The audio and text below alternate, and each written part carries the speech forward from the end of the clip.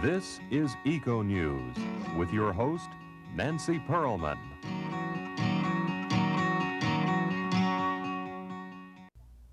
From India to Australia to Africa, the battle to protect people and the land from the devastating effects of dams is the focus of this edition of Eco News. Hello, I'm Nancy Pearlman. Before we join our guests to share stories about the emerging crisis over the world's water, let's have a brief news report about the importance of protecting frogs. Stay with us. As night takes over and most folks head inside, some things are just awakening outside. And called to duty are biology professor Ben Pierce and his students as part of the Texas Amphibian Watch. They're doing this just to get some experience doing research, and we're interested in being involved in this particular project. We go out one night a week, and it takes basically from 7 until midnight, and they also have to learn all these frog calls. The data Pierce and his students collect may help determine what is causing a decline in amphibians worldwide. It all started back in 1989 when scientists at a conference started comparing notes and finding out that they were seeing declines in amphibians in many different localities, but really alarming decreases in amphibian populations. In the mid-90s, frogs began appearing with many malformations. Things like extra legs or extra eyes or missing limbs. And so together, those sort of indicators made us wonder if something was going on globally. And so Pierce and his students hit the road, not so much watching as listening. Texas Parks and Wildlife provides a randomly selected route, and we stop at wetlands where frogs might be present. And we listen for 5 minutes and record any frog calls we hear, and also the approximate number of frogs that are calling.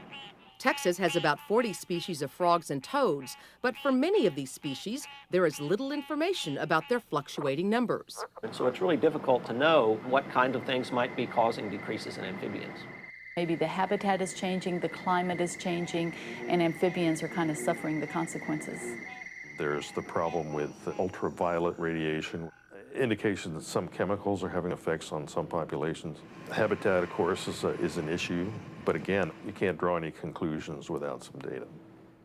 But each year, more and more amphibian watchers learn how to collect that data. This is the Cope's gray tree frog. Workshops and CDs are helpful. The northern cricket frog, Acris crepitans. Now with Texas Amphibian Watch, we've got about 150 different sampling sites. And so when data comes in from points like that all over the state, we're able to get a pretty nice picture of what's going on. To date, one Texas frog species is gone, the northern leopard frog. And the Houston toad is endangered primarily due to habitat loss. But the initial news for most Texas amphibians could be worse. We know some of them are in habitats that are threatened, like some of our spring-dwelling salamanders, but we don't see the alarming trends we've seen in some places around the world. We have to be cognizant of their susceptibility to declines. I think we have to really work at making sure that we provide the habitats that support them. But I am hopeful about frogs. I think that my grandchildren will one day get to go out and listen to the same frogs that I hear today. That's my hope anyway. For Texas Parks and Wildlife, this is Lydia Saldana.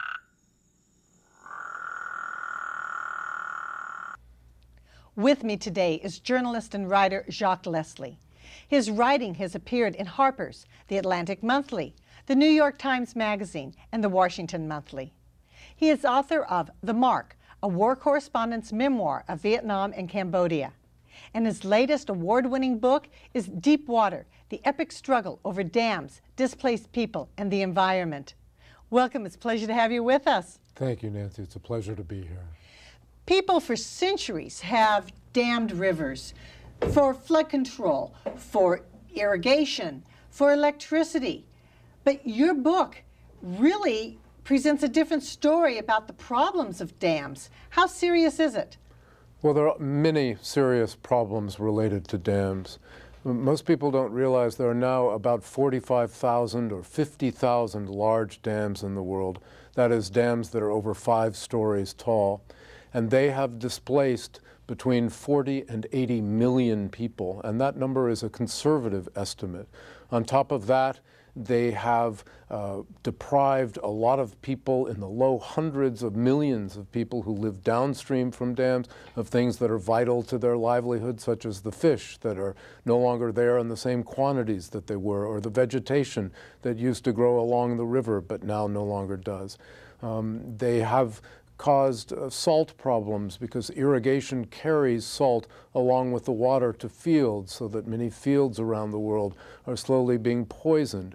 Rivers are being drastically affected all the way down to their estuaries and out into the ocean because they're no longer receiving the sediment, the nutrients that now gets trapped behind dams. The environmental problems and the social problems go on and on and on. You certainly point out how serious it is, and sometimes it's not so obvious to people as they grow up with the changed environment.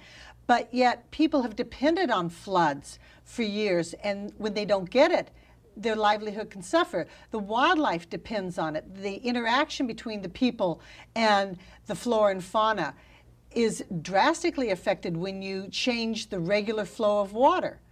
Do you see that these kinds of dams and their impacts are being studied before they plan to build them? That's an interesting question. People are starting to consider environmental issues before they build dams, but the people who want to build dams think of environmental issues last, and if they can, they'll avoid environmental impact studies that in many cases are required.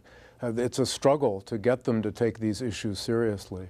Your book is really 3 stories of 3 individuals on different continents who are concerned and involved in dams in different ways. And you really have a tremendous concern over what their life is doing with the local people and how their work is affecting the struggle for dams. Could you tell us about these individuals? Sure. These 3 people were all commissioners on something called the World Commission on Dams, which was brought together by the World Bank to study dams and to come to some conclusions about their impacts around the world and to provide recommendations for how they ought to be built in the future. And for the purposes of creating an independent commission, they chose their 12 commissioners from 3 different groups: those whom they considered anti-dam, those who were in the middle, and those who were pro-dam. So there were 4 from each group. I picked 1 from each group, people I found particularly interesting, and wrote about them. One of them is Meda Patkar, a woman who is considered the world's foremost anti-dam activist, who has struggled for almost 2 decades now against a huge dam in western India. By some measures, it's the 2nd or 3rd largest dam in the world. And in the process, she has gone on hunger strikes of 17, 20, 22, and 26 days. She has tried to drown herself in rising reservoir waters. She's shown an absolute willingness to give her life for the cause. And while she hasn't been able to stop this dam, she did drive the World Bank out of this project, the first time it had ever been forced to pull out of a project, and that heartened anti-dam activists around the world. She certainly was willing to give her life and has struggled to help the tribal people. That's right. There are several 100,000 who are being adversely affected by this dam. Of those people, more than half are tribal people, and so not only are they being affected individually, but their cultures are being shattered. You write about an anthropologist who was brought in to basically document a life, a culture that was going to be eliminated when the people were